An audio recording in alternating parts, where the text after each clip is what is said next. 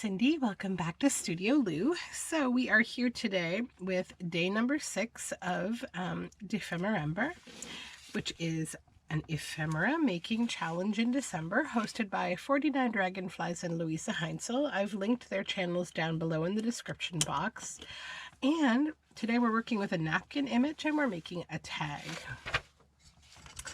So this one was a little bit of a challenge this morning to decide on what to go with.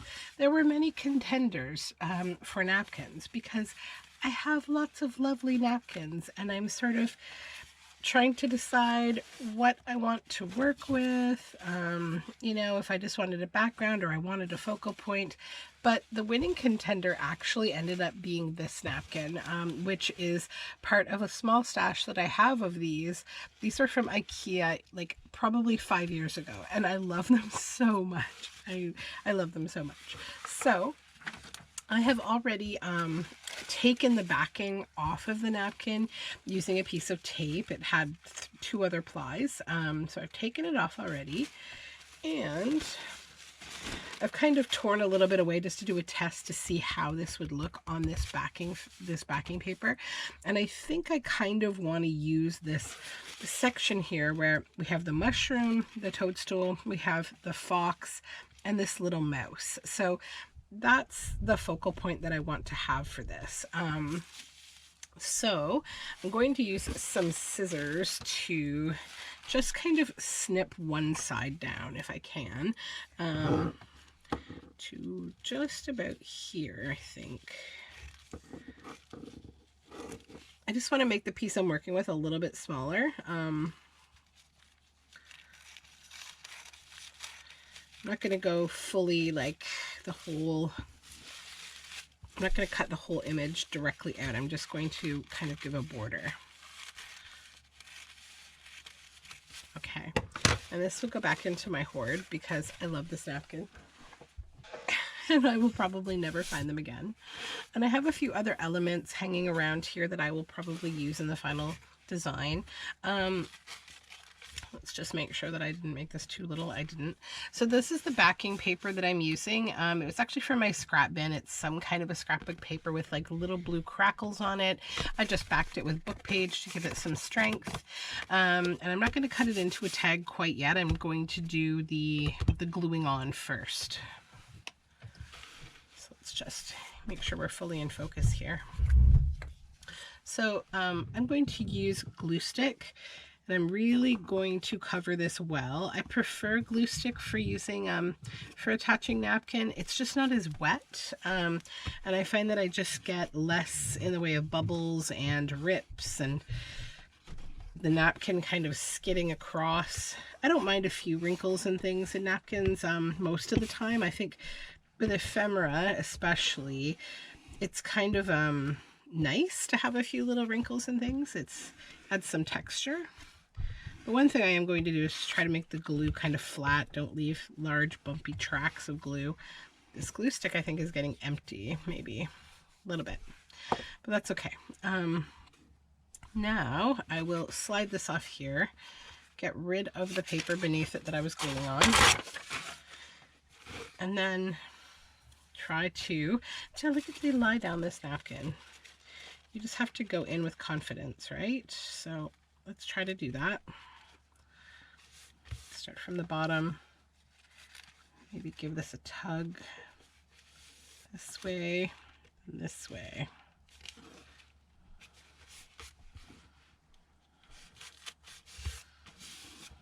Oh, I did go a little bit short. That's okay though, because we're going to be cutting the top off for the tag, so it's fine.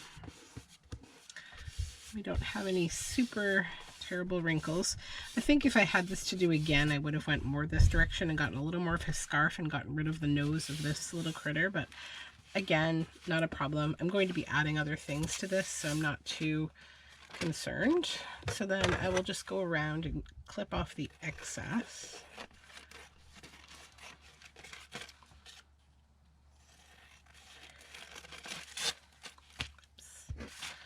Okay.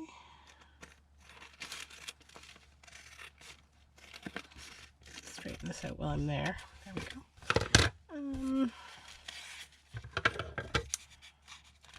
this little squirrel friend because he's so cute. Okay.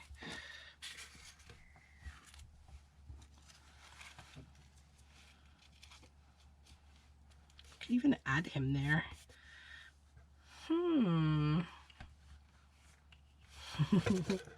gonna try. I'm gonna try. So I'm just going to cut around this little squirrel because I love this little squirrel.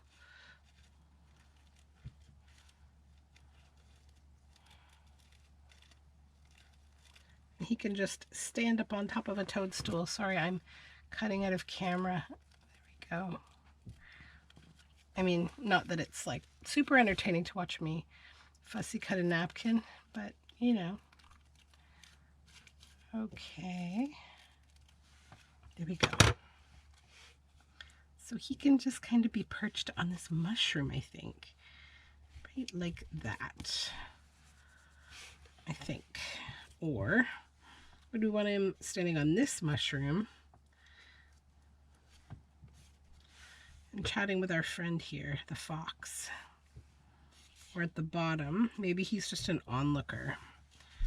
I do like my little bottom, and there's some like little acorns over here, so that could be really cute actually. So I'm just, yeah, I think I'm gonna go with the bottom. I like the little onlooker. I'm just going to add glue kind of gently on top of the napkin again, just in this one section, to add our little squirrel.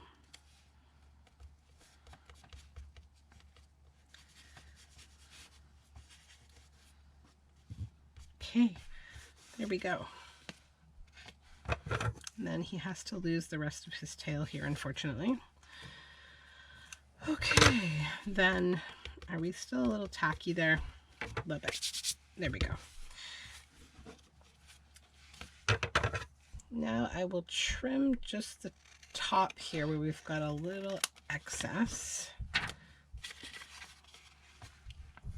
And I think I'm ready to go ahead and, yeah, I'm going to go ahead and make this into a tag. I know there's a little blue showing there, but that's fine because I'm actually going to go around the edge with some probably gold. Okay, so now we have our tag shape. Elements now. So I think first I want to think about natural elements that I can add and how to add them. So I have a few things here. First of all, I found this adorable piece of birch bark that's like a ring. It's so cute. We could be married to the woods. So I have this little ring of birch. I have a pine cone. I have a very thin sliver of wood that I cut a little too thin when I was making some wood buttons from our apple trees. And yeah, I was thinking of piercing some of these and hanging them from the tag, potentially putting a few on here, but maybe not. I think that most of it I just want it to hang. I also threaded a few of these sparkly sequins on here, but I may actually glue a few on too, just for a little interest. I have this sentiment, this little deep in the forest, and then I have Martha Stewart's multi-surface confetti glitter. I was reading both words at once. And this was like, this is, I believe, discontinued now. This is like an older product. And then I have some of this fabric that I felt like, it's from one of my daughter's old dresses. The colors I thought were quite nice, so I may bring that in somehow in the tag. But I might make like a little cluster to just go right here, because there's a lot of elements that I want to use, but I don't want to put all of it at the top of the tag. So I'm going to try to make a little cluster here.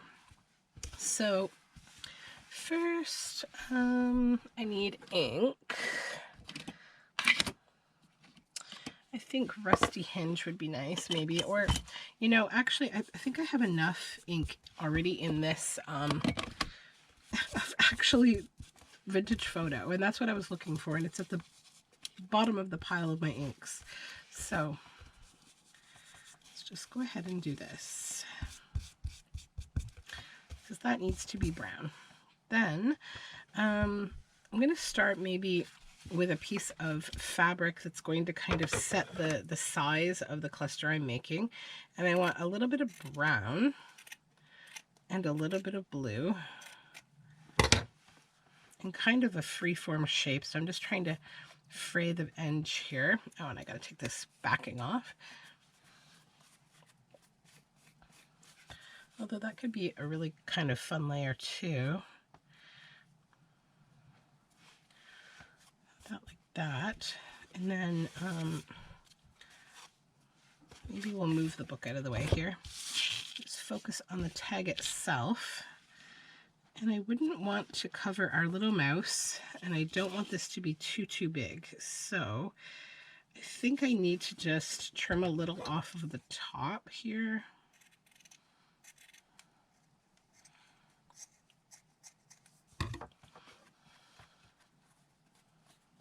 Still want to keep it a freeform shape. A little bit of fraying if I can get it. Okay. So it's a little too long still.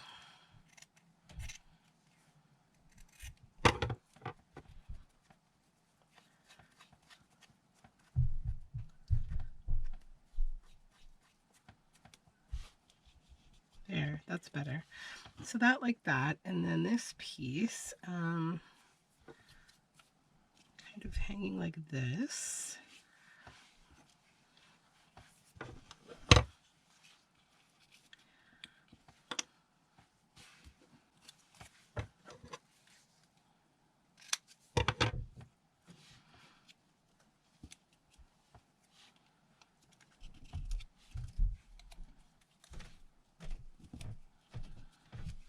Okay, and then I think I want to try to get at least one, but probably a few of these little pine cone pieces. Okay.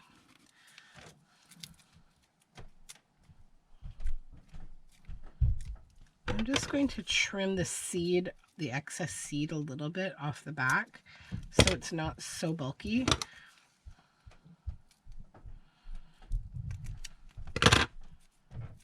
There we go.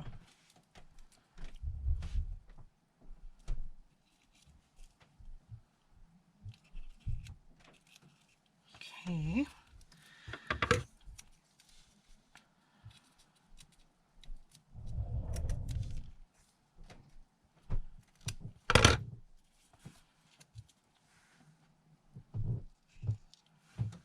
Yeah, I like that. I think that's good. Then I want to trim this one too.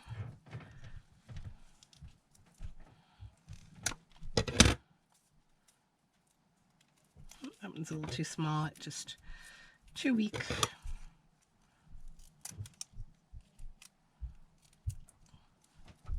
There we go.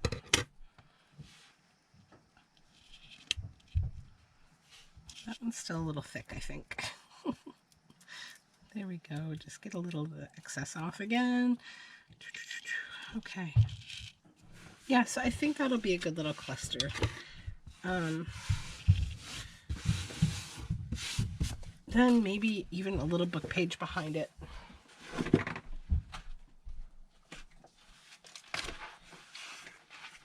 So I'm going to get my super old book page here.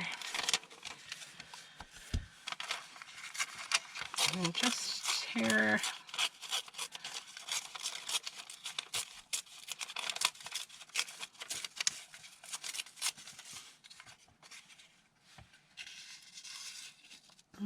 yeah, okay. So let's just scoop the whole thing off here. And we will ink the edges of the book page.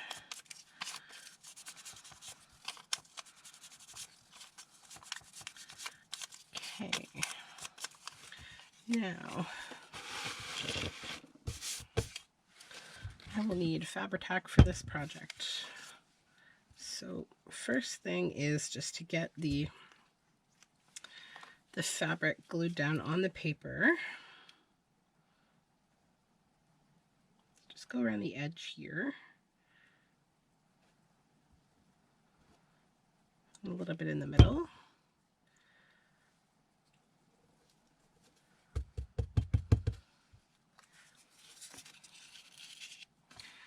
Just make sure that this shape is what I want.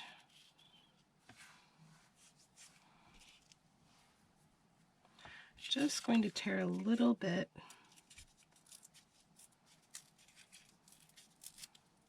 of the book page off.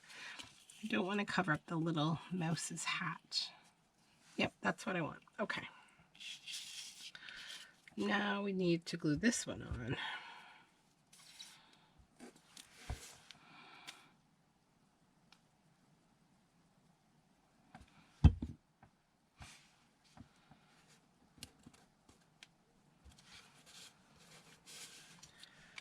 Okay.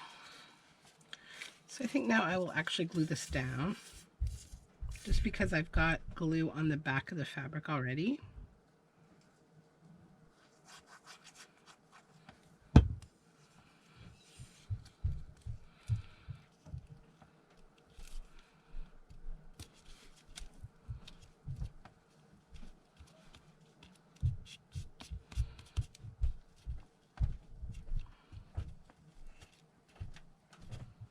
There we go.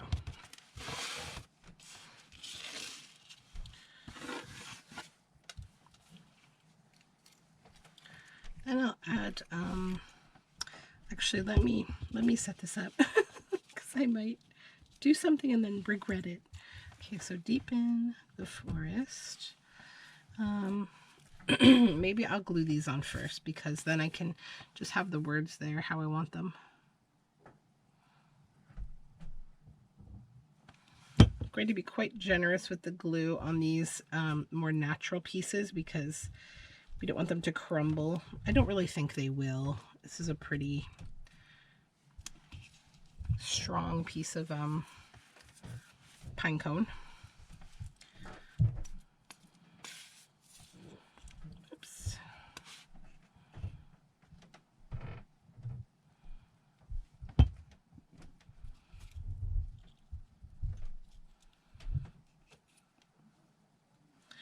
Deepen the forest. This would go slightly under there.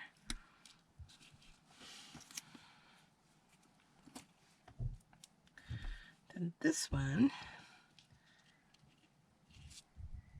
I'm sort of wondering if I can flatten it a little under my ruler. Yep, that actually worked quite well because I wouldn't mind using the darker side of this if I could. That might look kind of nice. Although this side has like these little fine striations that you probably can't see. I'm going to use the dark side.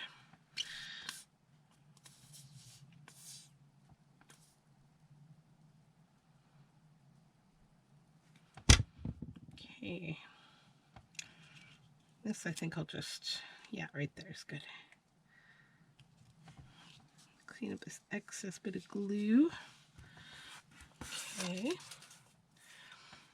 And then we have to put the deep in the forest sentiments on. I'm just going to use Fabri-Tac for everything because there's a bit of variance in like the layering and the height of all of this. So better to be safe than sorry.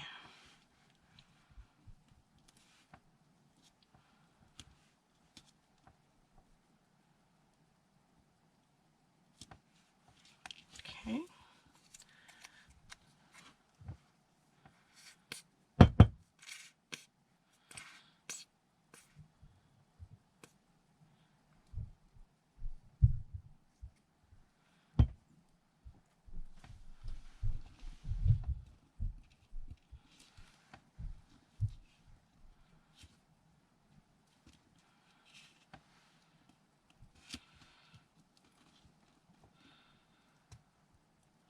Holding this whole thing down for a moment while it just sets up and we get everything kind of trains itself down to how it needs to lie. You just kind of remove one finger at a time just to make sure that everything feels adhered. And then I clamp down with my hands for a moment just to flatten everything out. And actually the warmth from your hands just kind of helps the whole process of molding everything together. It's like if you've ever worked with woodwork, sort of like when you're adding wood and glue together, a little bit of heat helps everything just seal better. Okay, and it also will remove the excess glue that may have hung around, which is good. Let's get all of the detritus off of this here. Okay, so now I've got the little cluster there. Happy with that. I will make the slot for the, actually no, I should back it before I cut the slot. Hold on. And I want to back this with some packaging paper. So just lay this down for a minute. And I'm going to be stitching around this. This is really just to get everything adhered. And it is definitely new glue stick time. I will do that now.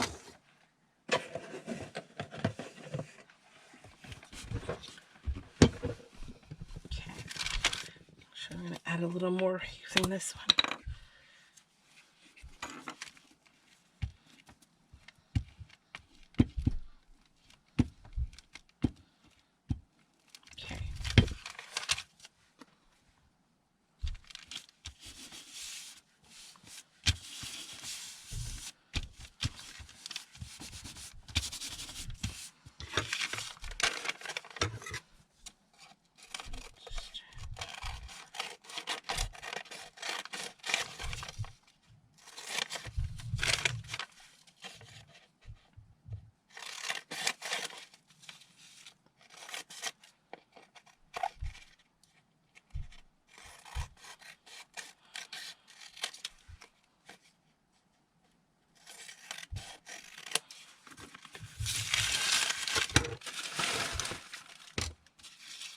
Okay, there we go.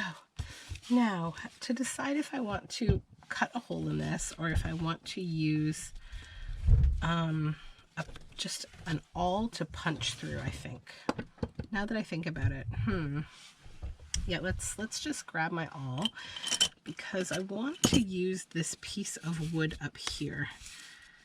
And I think I like it like that direction, and I'm going to make it almost like a cabochon. So let's see if this can, nope, it's going to crack it. Okay, okay, think about that. How do I want to continue to use it anyhow? Because I can just glue it, right? So it's not a big problem that it's not there. Why did I want the hole anyhow?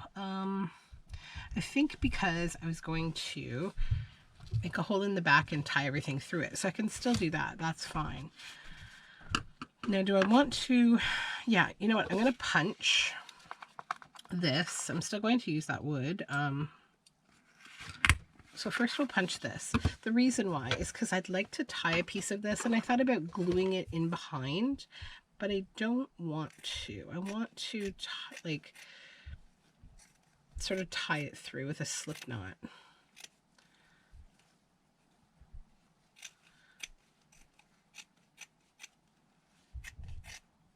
Okay.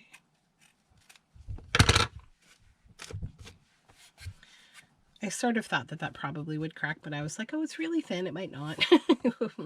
It's okay though. It's not a problem. That's why it couldn't live its life as a wooden button. It was cut too thin. So I'm just kind of distressing this a little bit. Then I want to pop it through here. And then come up the top, both of the loops, or the tails through the loop. Okay. All right, good, good. So now is the stage that I need to stitch around this in order to move ahead. So just give me 2 seconds. I'm just going to stitch around the border here so that we can basically move on to the rest of the embellishing. Okay, we are back and we are stitched all around. So that's done. Now to decide how else we want to embellish this at the top. So again, I had this in mind, this little sequined. I just took a piece of embroidery floss and I added a sequin, tied a knot beneath it, added another, tied another knot, and just made like a little chain of them. So I think I want to add that up here. And the sequins are like an iridescent white. Oops. Sometimes when you're tying a knot with sequins, they just want to collide with one another. So it's a little, there we go. Okay. Now, I don't want that to be too long so that it gets in the way of anything. So I think I'm actually going to trim the last little bit off and just have that. So it's just a little bit of a something there. Then actually maybe tie this together and it will be less unruly. There we go. So then to decide if we're going to use this wood and how. One idea is to possibly slip it under here and center it like this and glue it. And I think I will do that. But then I also need to figure out how I want to use this little birch ring. I might tie it on after. Potentially even stitch it onto. Let's come to that after. Okay, let's just secure the birch down. Or not the, yeah, the birch. This is all birch. Or no, this is apple tree. What am I saying? This is apple. So I want the string to go through that little hole that I tried to make. Plunk it down.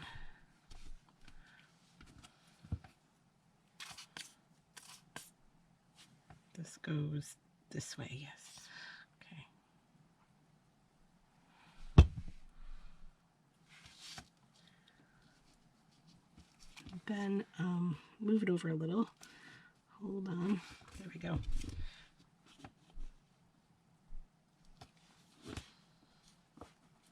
And actually, I may, on purpose, pull it apart a little to show the crack. Okay, just let that sit down for a second. Okay, and then I can think about our birch friend and also the sparkles. Okay, I don't know that I will glue more sequins down. I don't think so. Kind of like this as is. I also have this little twig I was thinking about what to do with. And I had this idea to take my razor knife here and just slice it down the center a little bit.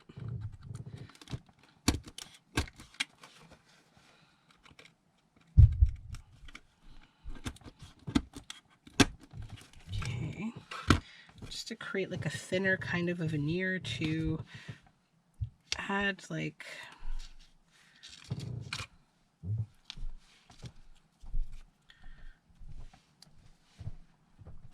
almost think I would like that more at the top than at the bottom, and a couple of different lengths of it.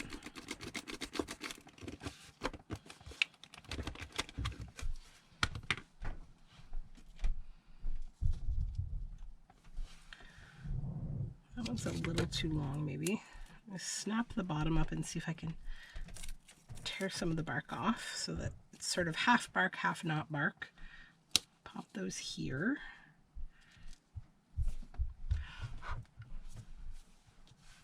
I put them on the bottom, but I think because this tag could be going in and out of a pocket, I wouldn't want it to catch.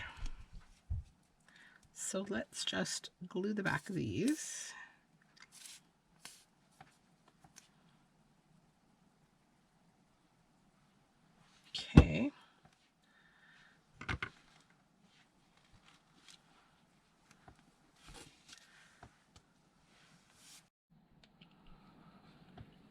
Okay, so we have one stick on, now the other one.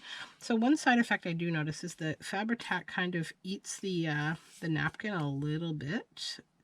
So I'm going to have to go in and, actually it's okay because that's probably where the sparkles will come in, because I want to add a bit of sparkle to this.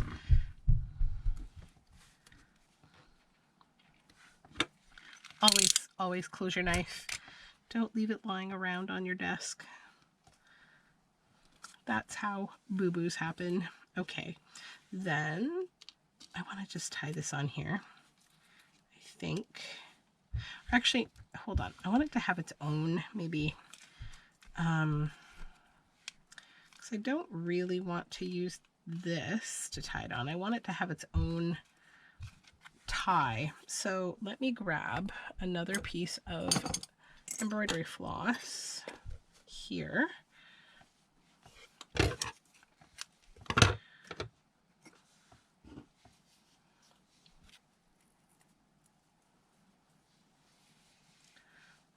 Then my needle. Okay.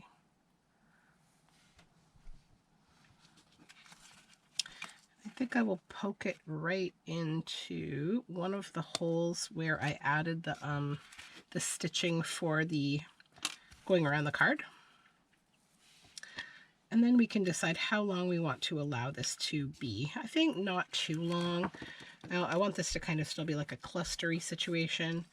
But I do want it to hang down onto the card, or the front of the journal tag. I'm just going to tie a double knot. Sorry if it looks a bit of a mess of fingers and bits and bobs here, but yeah, there it's on.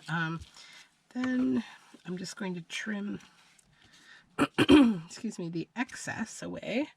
I'm sorry for my gravelly voice. I normally don't have such a nasally gravelly voice. I'm still recovering from this little cold that I got. It was so minor, but it just sounds so much worse than it really is. Okay, this and this and this and that. So now we have like a whole sort of clustery top there that I quite like. But you'll see right here, there's little bits here of the glue that pulled the napkin a little bit. Nothing like, not criminal, not a problem. So now I'm just going to use a little bit of my, oops, not that brush. Need a brush, need a brush. Sorry for the arm. Okay, a little bit of my sparkly kind of stuff. And I actually want to get it up here too. We seem to have a little blue coming through, which is from where? That's neat though. I'm gonna see if that happens on the other side. A little bit of like bluing on the wood. Where's this blue coming from? The underside, like the napkin possibly? I don't know. I don't want to get this too wet though, because there will be trouble. But let's add a little. It's got to be coming from the napkin. Unless, did I use this and not clean it? Let's put it in some water. Hold on.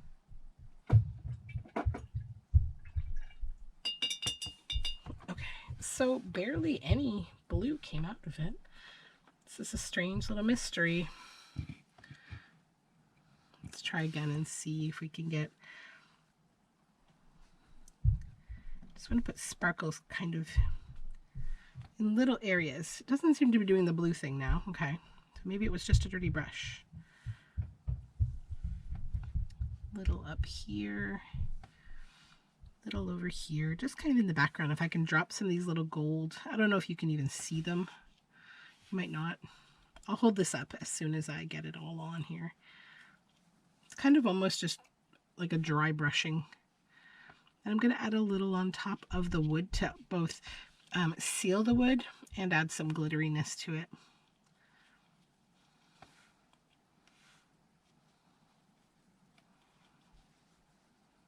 Okay. Okay, that's good for that, I think. So let me just hold it up a little so you can see the sparkles, hopefully a little closer. So the glue is still wet. It's all going to be clear. It's all going to be normal once it dries. It will also have a nice texture. So that's that. Then I want to use a little bit of gilding wax around the edges.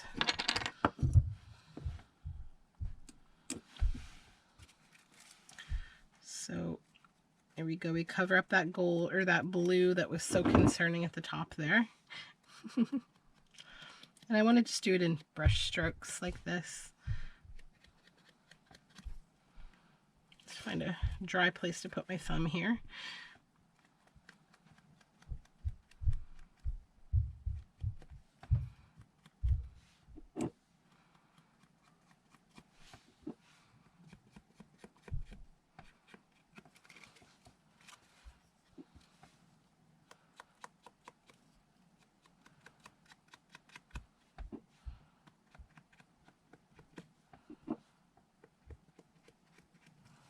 Okay.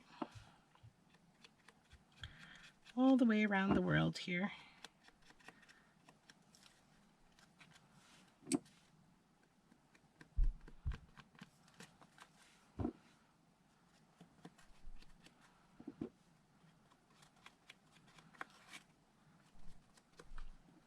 I left a comment yesterday for Barbara on her video because I just wanted to say I really enjoy the kind of slowness of this ephemera making, the focus that we're allowing ourselves to give, because admittedly I do not allow myself quite this much focus on all of my ephemera. Some of it I do. I mean, I kind of giggle about, you know, journals, like the marketability of journals and how, you know, what we can sell them for, because there are days where I'm sort of like, did I really just spend 45 minutes, you know, 2 hours on this tiny little piece? But honestly, it's like, that's why there's other drives to making these journals than just kind of like financial ones. It's really about the art a lot of the time for me.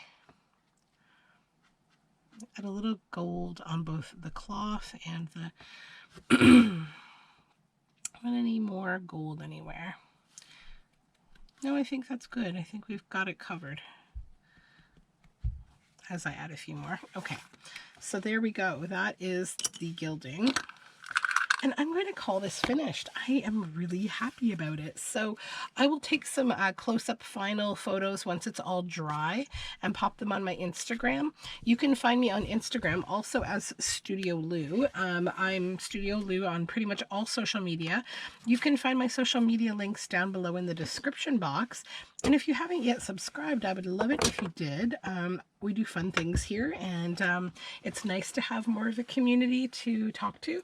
So have a lovely day, and I hope if you can take part in some of this, maybe to make your holiday gift tags or something. I definitely recommend it. It's so much fun. You're going to find a lot of relaxation doing this. So thank you again, and bye for now.